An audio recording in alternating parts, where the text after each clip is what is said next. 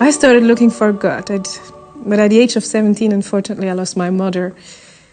I was obliged as a Catholic daughter to go to church. I had something like difficulties to believe what church claimed, calling Trinity, God, His Son, Jesus, and the Holy Spirit.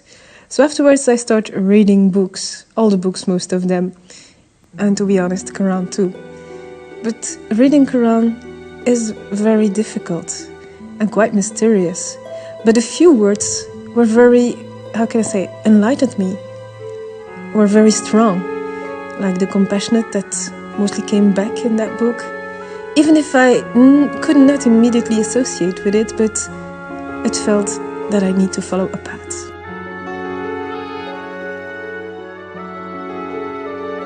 I left it at the age of 17 and I came to Brussels. And then I was interacting and meeting many communities, Jewish, Christians, and we were interacting and everything went well. But on the other hand, I met a lot of new friends, Burundi's Muslims, also Moroccan Muslims, Chinese Muslims. Anyway, God opened me for a second time the path to Quran, so I started reading and felt enlightened. I felt better guided.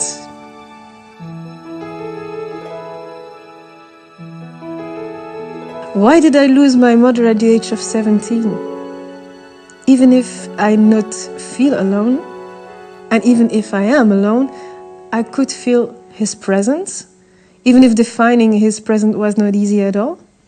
So when I was in Brussels, I had the luck to be taken under the wing of a Moroccan mother, Fatima, and she really showed me the real values of Islam by taking care of me as I was her own daughter. She showed me by love, by acts, what Islamic values and ethic means.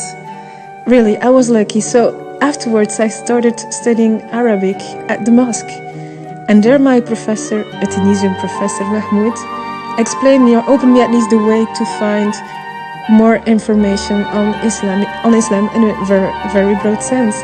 So he pushed me to go to the library. And instead of giving or teaching us the rules, grammatical rules, he opened the door and said, go to the library, try to find out what it means. So he opened me the real path to the Islamic education.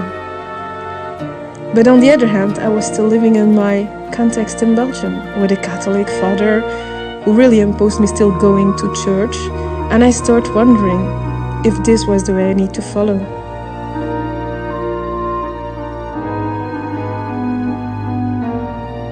So in 2002, even if I was studying Arabic courses, I went to see Imam Mustafa Kestate.